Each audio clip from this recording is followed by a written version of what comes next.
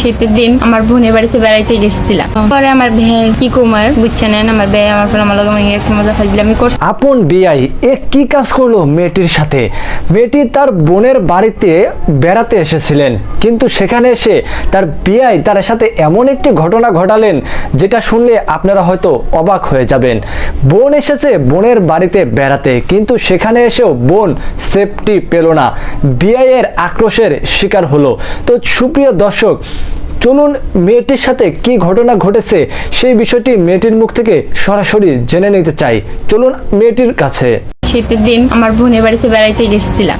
পাশের রুমে আমার দুলাভাই আমার আপু ঘুমাইছিল, বুঝতে পারছেন। পরে আমি আছে না একলা এক রুমে ঘুমাইছি। ঘুমানোর পরে আমার ব্যয় তখন রাইতে আসেন অনেক গভীর রাত্রে, তখন রাত্রে 12টা সাড়ে 12টার দিকে আমার ব্যয় আমার রুমে ঢুকছে। ঢুকার পর আমার মুখে হাত চাপা দেওয়া ধরলো। ধরার পর আমাকে বললো, আমার কিছু বলার আগে আমার মুখে হাত চাপা দেওয়ার মুখে হাত চাপা দিছে, দিয়ে একটা মুখটা বন্ধ করে দিচ্ছে, আমি বলতে পারি না। পরে আমি বললাম, আমার ব্যয় আমাকে বললো, ব্যয় আপনি তো অনেক বড় হয়ে গেছে।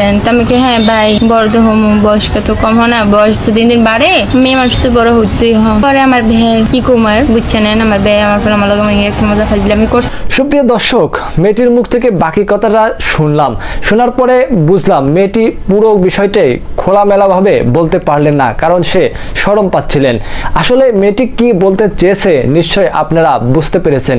সে ইশারাতে যে বিষয়টা বোঝাতে চেয়েছেন আমরা জানি, আমরা বুঝি সে কি বোঝাতে চেয়েছেন। সুপ্রিয় দর্শক, এই ঘটনাগুলো আমাদের সমাজকে নোংরা করে যাচ্ছে, আমাদের সমাজটা নোংরা হয়ে যাচ্ছে। আপনাদের জন্য একটা ছোট্ট মেসেজ দিতে চাই এই সকল ঘটনার দ্বারা।